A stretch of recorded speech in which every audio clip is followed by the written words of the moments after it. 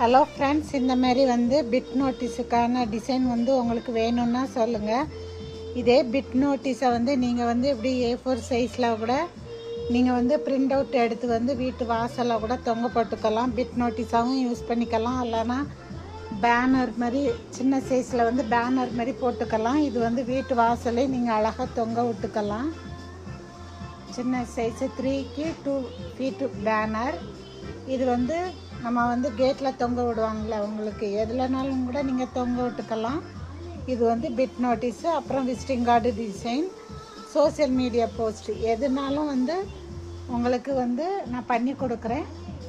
வேணும்னா சொல்லுங்கள். இந்த வாட்ஸ்அப் நம்பருக்கு காண்டாக்ட் பண்ணுங்கள்.